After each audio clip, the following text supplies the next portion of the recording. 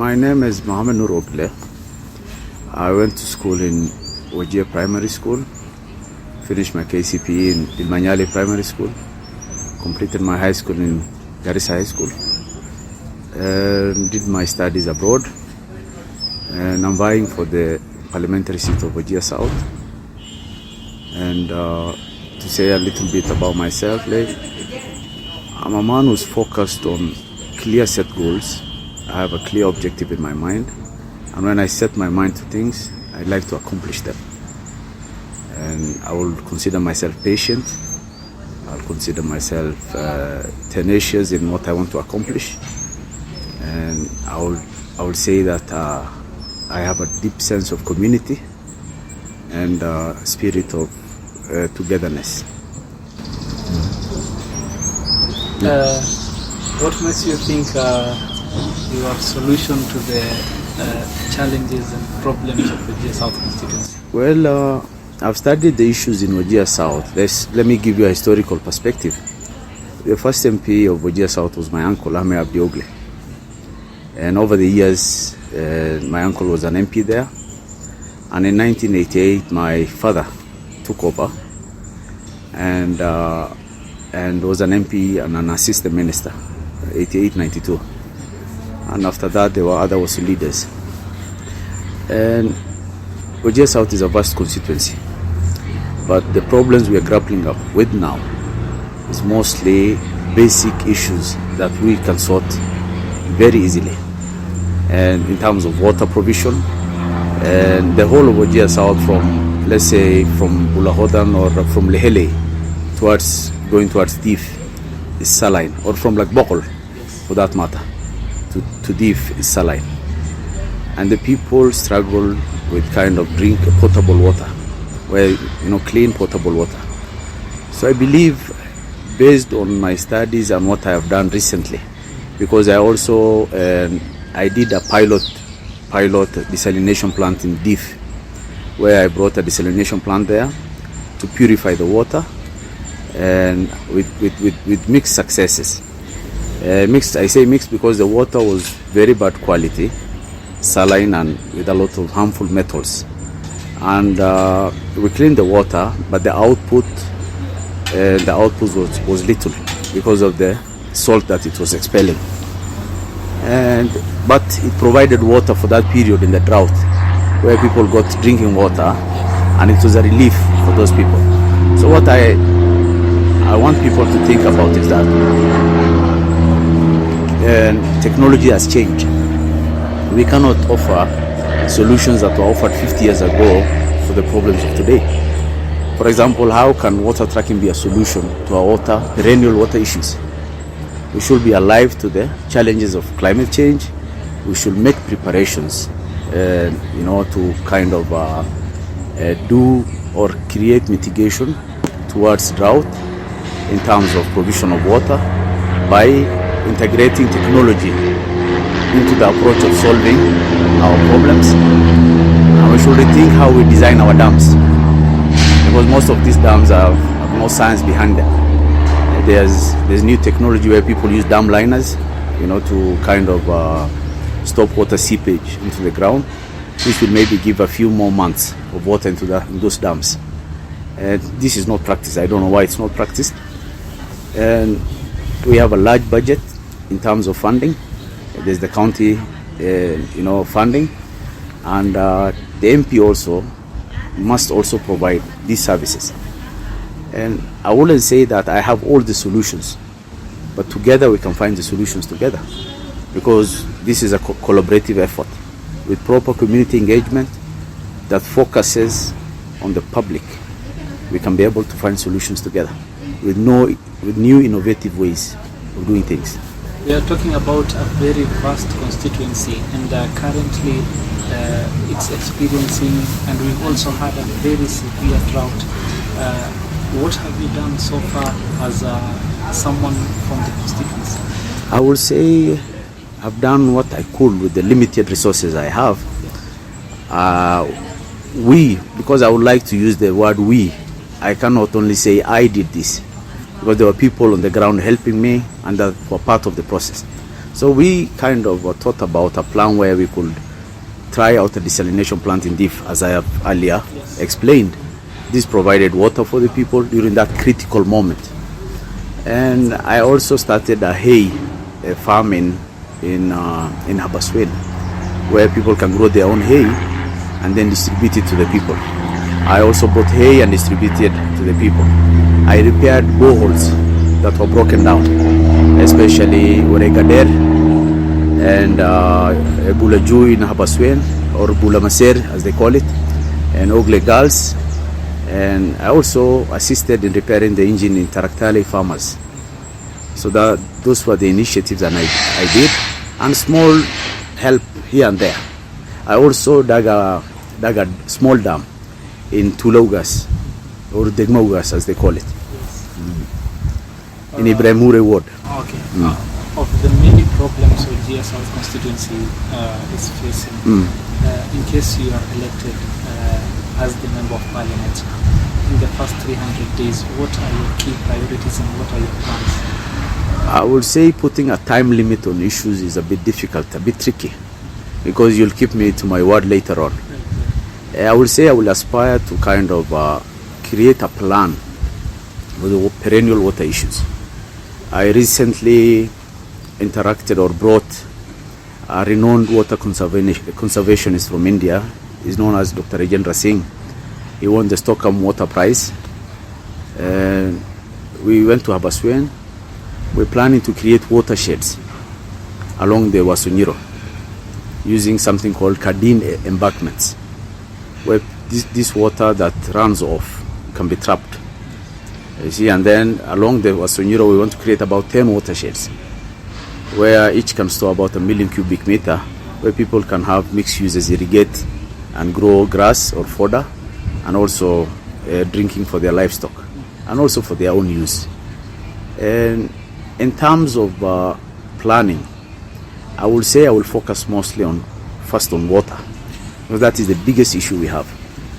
And learning from this gentleman from India who's an expert on the field, I think there's a lot of water that goes to waste when the rains come. And he told me we should learn, in his own words, we should learn to make water walk rather than run off, because there's a lot of runoff water that goes to waste. So if we trap this water in a sustainable and strategic manner, we will be able to solve these perennial water issues.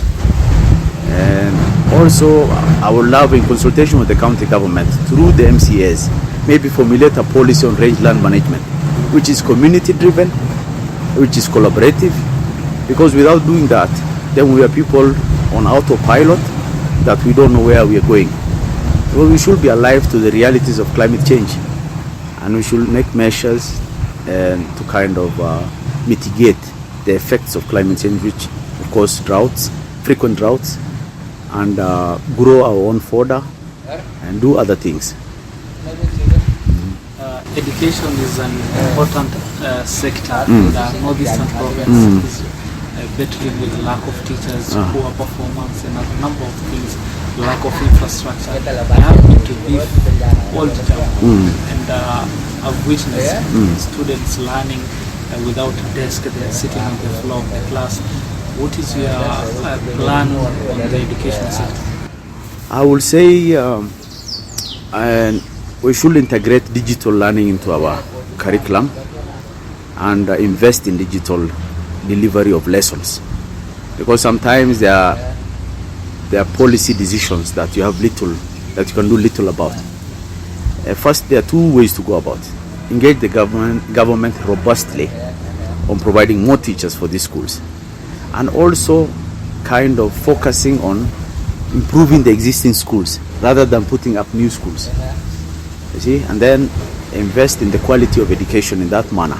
Infrastructure, I would say, mostly the leaders. What I've witnessed is that this is like more vendor driven. Somebody is told, go build a classroom, and the intention maybe is not to expand the capacity, but the extension, the intention is to maybe for that contractor to pocket some few millions or some few 100,000. And we want development that is community based, community driven, and takes into account the needs of the community. I will say I will invest in the digital content. I will also engage the teachers more on their needs, map out solutions, and talk to experts on providing quality education. Because for so long we've been complaining about education and there's nothing that is happening. Individually, sometimes you see some schools performing extremely well. Maybe learn from them what they do better than other schools and then kind of scaling it or kind of replicating it in other schools. In terms of security, Wajir South borders Somalia, a neighboring country. What are your plans in terms of security and ensuring that you establish a peace-loving community in Wajir South constituency? I think cross-border cooperation is essential. It's an essential component of having a peaceful border with our neighbors. And the incidents of insecurity in Wajir South have been minimal, I think. And do more on the cooperation across the border with our brothers and use the relevant government machinery, engage them, learn from them, and then see what we can do better and engage the community on maintaining that peace that we've enjoyed for so long. There's this issue of the wrangles between national and county governments. What are your plans, maybe bringing the two institutions together to work together? In terms of what? Could you be more specific, please? In terms of development projects, because I've seen in some cases county government taking credit of some developments. On the other hand, the national government through maybe the area member of parliament doing so. I think we have a governance problem, and if the people do not realize this, it will be problematic in the years to come. And I think there's a complete, the system is completely broken down. Because I will say or contend that, for example, the MPs, in the old days, the MPs used to work with their councillors and up to the level of chiefs. You see, these are important leaders in the society. But everybody now does his own thing. And that kind of creates a situation where there's a duplication of things, everybody taking credit for things. And I think it's a bit juvenile to compete for the sun, because it's enough for all of us.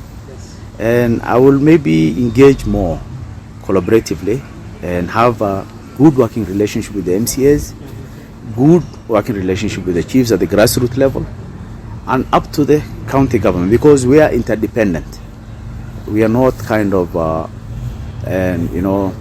we need each other in our development agenda. So engage them more, find solutions to these problems that you're talking about. I think that will be my approach. What do you think you'll do differently from the previous leaders who have been there before you? I think also it's good and important to recognize that every leader had his good side and his bad side, isn't it? Yes. Everybody made mistakes. And there are also successes, areas of success. I think we should be very careful to kind of condemn all the previous leaders and say that, they did nothing. We are standing on their shoulders. We need to own their mistakes as we build on their successes. So I will say differently, I have my own policy in terms of mitigating climate change, in terms of alleviating this perennial problem that is, confronting us.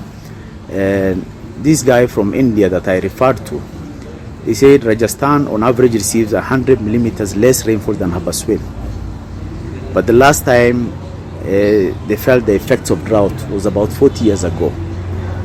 And the water they've harvested can last them through 3 drought cycles.